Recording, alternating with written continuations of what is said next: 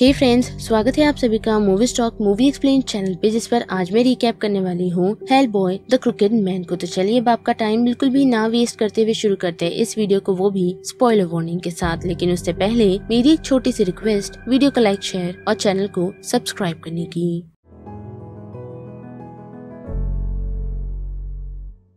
Film की शुरुआत हमें 1959 से दिखाई जाती है, जहां हम हेलबॉय को देख सकते हैं जो एक ट्रेन में ट्रैवल कर रहा है, वो भी उसकी पार्टनर बॉबी जो और साथ ही उनके एक और कंपेनियन स्मर्क के साथ। लेकिन वो लोग अकेले नहीं, बल्कि उन लोगों के साथ काफी डेंजरस क्रिएचर है जो स्पाइडर है, साथ ही उसमें डेमोनिक एंटिटी भी है। और जब यही बात हो रही होती है तो हम देख पाते हैं कि वो स्पाइडर निकल उन लोगों पर अटैक कर देती है, जिस अटैक में स्मर्क मारा जाता है और हेलबॉय बॉबी जो को तो बचा लेता है, पर अनफॉर्चुनेटली उनकी ट्रेन पटरी से गिर जाती है, जिस कारण वो दोनों एक जंगल में आ पहुँचते हैं। जिसके बाद उठते ही वो लोग फिर से उस स्पाइडर को ढूंढना शुरू करते हैं जो उन लोगों पर अटैक कर देती है। लेकिन एनीहाउ हेलबॉय उसे रोकने में कामयाब होता है, लेकिन वो स्पाइडर भी काफी चालाक है जो अपना साइज कम कर फॉरेस्ट में बने एक वेंट में चला जाता है। लेकिन अब उन लोगों के पास कोई और चारा नहीं, जिस कारण वो लोग यहाँ से निकलने का प्लान बनाते हैं, लेकिन उसके लिए उन्हें एक फोन की जरूरत है। और ऐसे ही वो लोग जंगल में चलते हुए एक घर के पास आ पहुँचते हैं, जहाँ एक लेडी खड़ी होती है जो उन लोगों को पहचान लेती है, साथ ही हेलबॉय को भी कि वो लोग गवर्नमेंट एजेंट है। पर अनफॉर्चुनेटली उन लोगों के पास फोन नहीं, लेकिन उसने उन लोगों को घर में इन्वाइट किया है। और घर के अंदर जाते ही उन्हें एक छोटा बच्चा नजर आता है जिसे काफी हाई फीवर है, जिसे हेलबॉय हॉस्पिटल ले जाने के लिए कहता है। लेकिन वो लेडी उन लोगों को बताती है कि हॉस्पिटल ले जाने से कोई फायदा नहीं होगा, क्योंकि इसे विच ने कर्स किया है, जिसका नाम कोरा फिशर है। और उसी दौरान हम एक और कैरेक्टर को वहाँ पहुँचता हुआ देख सकते हैं, जिसका नाम टॉम है। और वो उन लोगों को बताता है कि ये बच्चा उस विच के घर में पत्थर फेंक रहा था, जिस कारण ही उसने उसे कर्स किया है। साथ ही वो हेलबॉय को विच बॉल भी दिखाता है जो उसे इन लोगों के घर के आसपास से मिला। साथ ही वो उन लोगों को ये भी कहता है कि वो कोरा के पास जाकर उन लोगों को इस कर्स को हटाने के लिए कहेगा। लेकिन जाने से पहले वो अपनी फैमिली के पास जाने का डिसीजन बनाता है, पर अनफॉर्चुनेटली उसे पता चलता है कि उसके मॉम और डैड ऑलरेडी खत्म हो चुके हैं। पर जैसे ही वो वहाँ से निकले, हम देख सकते हैं कि जो उसे रोककर ये पूछती है कि क्या कोरा को कुछ क्रिएचर्स की इन्फॉर्मेशन रहेगी या नहीं, जिस वजह से वो उसके साथ जाने का डिसीजन बनाती है। लेकिन ये बात हेलबॉय को पसंद नहीं आती, क्योंकि उसके अकॉर्डिंग यह काफी खतरनाक चीजें हो सकती है। पर फिर भी जो उसे मनाने में कामयाब होती है और वो लोग अपनी जर्नी को कंटिन्यू करते हैं। और जैसे ही वो लोग कोरा के घर पहुँचते हैं तो वहाँ टॉम उन लोगों को बताता है कि कोरा और वो काफी समय पहले रिलेशनशिप में थे। पर घर में पहुँचते ही उन लोगों को कोरा तो नहीं मिलती, लेकिन हाँ कोरा की डेड बॉडी मिलती है, जो डेड बॉडी नहीं बल्कि सिर्फ स्किन है, जिस वजह से वो लोग कोरा के आने का वेट करते हैं। और तब तक हम देख पाते हैं कि हेलबॉय उन लोगों को बताता है कि उसकी मॉम भी विच थी, जिसे जानने में उसे ज्यादा दिलचस्पी कभी रही ही नहीं। जिसके साथ साथ टॉम उन लोगों को बताता है कि 15 साल पहले उसका एनकाउंटर डेविल से हुआ था, लेकिन उससे पहले उसकी मुलाकात एफी नाम की एक लड़की से हुई थी, जिससे वो कोरा के पहले मिला था। साथ ही उसके पास से कुछ कैट बोन भी, लेकिन उसी के साथ साथ उस डेविल से उसका सामना भी, जो और कोई नहीं द क्रुकेड मैन है, जिसने कभी सिविल वॉर में लड़ाई की थी, लेकिन उसकी ग्रीड ने उसे चैन से रहने नहीं दिया, जिस वजह से उसकी मौत हो गई। और उसके बाद से ही वो डेविल के लिए सोल कलेक्ट करता रहा, वो भी इस आस में कि कभी डेविल उसे उसकी सारी वेल्थ लौटाएगा। और उसके एनकाउंटर के बाद टॉम इतना घबरा गया था कि वो इस जगह को छोड़कर सीधा आर्मी ज्वाइन करने के लिए निकल पड़ा। लेकिन उस कैट बोन ने उसका पीछा नहीं छोड़ा, और उस कैट बोन के ही कारण वो अब तक सरवाइव करता आया है, क्योंकि जो भी बुराई उसके साथ होने वाली होती उससे पहले ही वो बच निकलता था। लेकिन हाँ, उस कैट बोन के कारण उसे तो नहीं पर दूसरों को काफी नुकसान हुआ है, पर फिर भी उसने उसे अपने साथ ही रखा। और वो बोन उसे और किसी ने नहीं बल्कि एफी ने दिया था। पर उन लोगों की ये बात डिस्टर्ब हो जाती है, क्योंकि कोरा लौट चुकी है, वो भी एक एक रकून के रूप में जो बेड पर पड़ी हुई उस स्किन के अंदर चली जाती है और एक नॉर्मल इंसान का रूप ले लेती है, जिसे देखकर हेलबॉय उसे खत्म करने ही वाला था, लेकिन टॉम ने उसे रोक लिया और उसे शांत करने की कोशिश करता है। पर कोरा शांत ही नहीं हो रही, क्योंकि वो उसे बताती है कि उसकी एक फैमिली थी पर अनफॉर्चुनेटली वो नहीं बची और साथ ही उसका कोई पीछा कर रहा है। और कुछ समय बाद ही हम देख पाते हैं कि कोरा का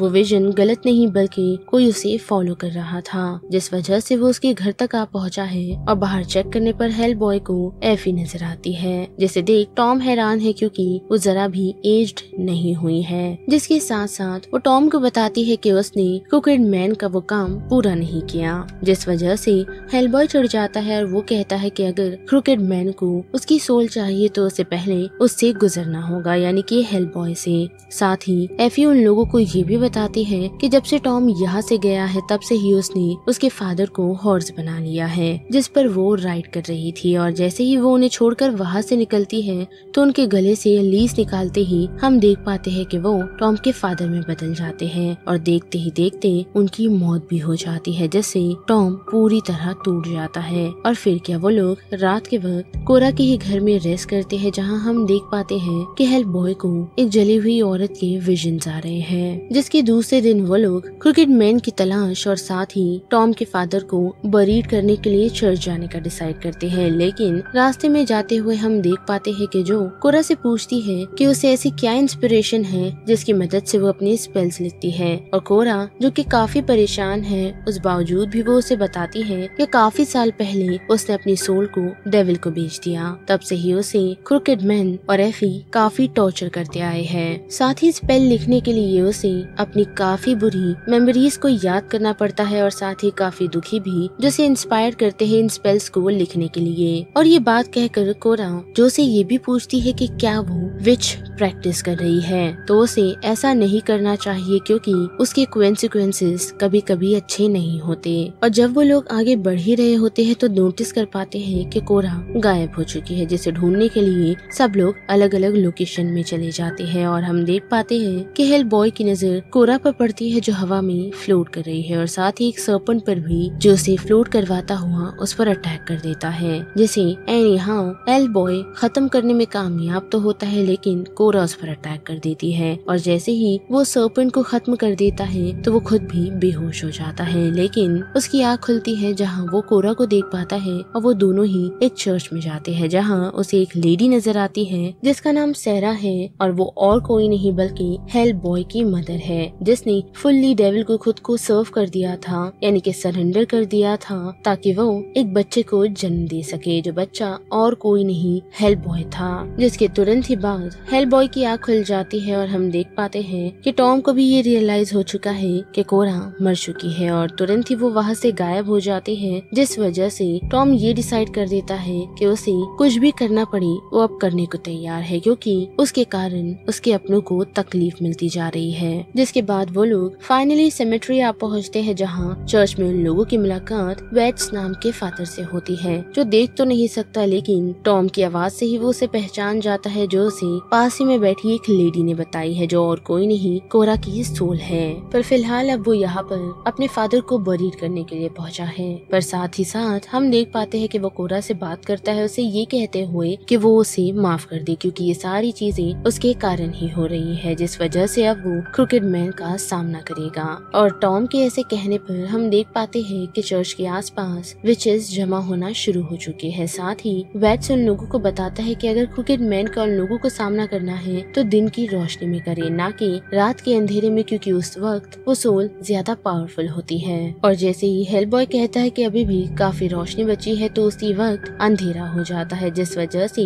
वेट्स हंसना शुरू करता है और अपनी प्रेयर्स को कंटिन्यू करता है। साथ ही हम जो को भी देख पाते हैं जो किसी तरह के मंत्र को पढ़ रही है, जो उसके ग्लासेस को हिलाने की क्षमता रखते हैं। साथ ही वेट हेलबॉय से बात करता है और उससे पूछता है कि उसे गॉड पे भरोसा नहीं, लेकिन हेलबॉय उसे कुछ नहीं कहता और यही कहता है कि उसे प्रिपेयर रहना काफी ज्यादा पसंद है। और वही दूसरी तरफ हम देख पाते हैं कि टॉम ये नोटिस करता है कि उसके फादर की डेड बॉडी हिल रही है, जिस वजह से उसे ऐसा लगता है कि उसके फादर जिंदा है, पर ऐसा नहीं नहीं बल्कि एफी उसे बात करने की कोशिश कर रही है, जो उसे बताती है कि अगर उसे खुद को सरेंडर ना किया तो चर्च में मौजूदा सभी लोग मारे जाएंगे, जिस कारण टॉम चर्च के बाहर क्रिकेट मैन को खुद को सौंपने के लिए चला जाता है। और हम देख पाते हैं कि क्रिकेट मैन उसे कहता है कि वक्त आ चुका है कि वो टॉम की सोल को पजेस करे, साथ ही उसके पास मौजूदा उस लकी बोन को भी, जिसके लिए टॉम रेडी तो है, लेकिन उसे क्रिकेट मैन से ये प्रॉमिस चाहिए कि वो चर्च के अंदर मौजूदा लोगों को नुकसान नहीं पहुंचाएगा। और इतना कहकर वो बोन को सरेंडर कर ही रहा होता है तो हम देख पाते हैं कि हेलबॉय उसे आकर रोक देता है और कहता है कि वो अंदर चला जाए, और साथ ही क्रिकेट मैन को ये बताता है कि उन लोगों का ऐसा कोई भी इरादा नहीं, साथ ही वो यहाँ से चला जाए और अपनी विचेस को भी ले जाए। लेकिन क्रिकेट मैन भी उसे कहता है कि वो उसे डरता नहीं और उसकी मदर की मेमोरीज का मजाक उड़ाना वो शुरू करता है, यही कहते हुए कि वो उसकी सोल के बदले उसकी मॉम को बचा सकता है। पर हेलबॉय ऐसा नहीं करता और उस पर शूट कर देता है, जिससे वो क्रिकेट मैन बचने में कामयाब होता है। लेकिन हेलबॉय नहीं, क्योंकि क्रिकेट मैन पास ही में पड़ी चर्च के कुछ बार्स की मदद से उस पर अटैक कर देता है, जिस वजह से जो उसे वापस चर्च में ले जाती है। और हम देख पाते हैं कि एफी टॉम को टॉर्चर कर रही है और वही वेड को क्रिकेट मैन काफी सारे पैसे देने को तैयार है अगर वो टॉम को उसे सौंप दे तो, साथ ही वो उसकी साइट भी लौटा देगा, जो सुनकर वो काफी शॉक है और खुद के हाथों को वो नोटिस कर पाता है। लेकिन उसके ऑफर को ठुकरा के वो फिर से गॉड से प्रे करने लगता है, जिस वजह से क्रिकेट मैन चर्च के बाहर मौजूदा डेड बॉडीज को जगाना शुरू करता है। और हम देख पाते हैं कि एक एक कर वो लोग चर्च के अंदर घुसकर उन लोगों पर अटैक कर देते हैं, जिससे हेलबॉय उन लोगों को बचाने में कामयाब होता है। और उसी के साथ साथ जब काफी सारे डेड उन लोगों पर अटैक कर देते हैं तो प्रीस्ट का दिमाग चलता है और वो टॉम के पास मौजूदा बोन की मदद से शवल पर क्रॉस बनाता है, यही कहते हुए कि इसके अंदर क्रिश्चियनिटी की पावर है। जिसके बाद वो लोग उसे हेलबॉय को देते हैं और हम देख पाते हैं कि हेलबॉय वहाँ मौजूदा सारे डेड्स को खत्म करने में कामयाब होता है, साथ ही उस शवल को ले जाकर क्रिकेट मैन पर भी उससे हमला करता है। पर अनफॉर्चुनेटली वो वहाँ से रेवन बनकर बच निकलने में कामयाब होता है। जिसके तुरंत ही बाद हम देख पाते हैं कि सनराइज हो चुका है और साथ ही जो अब यहाँ से वापस जाना चाहती है, लेकिन हेलबॉय मना कर देता है उसे, यही कहते हुए कि जो चीज उन लोगों ने अब शुरू की है उसे खत्म करना होगा, तब तक के लिए वो यहाँ से जाए और एक फोन ढूंढकर उन लोगों की हेल्प के लिए कुछ लोगों को बुलाए। पर वो ऐसा नहीं करती और प्रीस्ट के साथ रहने का डिसीजन बनाती है, जिस वजह से हेलबॉय उसे अपने साथ शवल रखने के लिए कहता है। और जैसे ही वो दोनों अपनी जर्नी को कंटिन्यू करते हैं तो वही दूसरी तरफ हम देख पाते हैं कि जो अपना दिमाग चला रही है और साथ ही प्रीस्ट को ये भी बताती है कि शायद इस जंगल में जो टनल फैली हुई है उसकी मदद से वो लोग क्रिकेट मैन को रोक सकते हैं, क्योंकि उसके अकॉर्डिंग क्रिकेट मैन की कोई ना कोई वीकनेस उस टनल के अंदर जरूर होगी, जैसे वो लोग एक्सप्लोर करने का डिसीजन करते हैं। पर अनफॉर्चुनेटली उन लोगों के पास एक्सप्लोजिव नहीं, पर हाँ जो के पास कुछ इनकेंटेशंस है जिसकी मदद से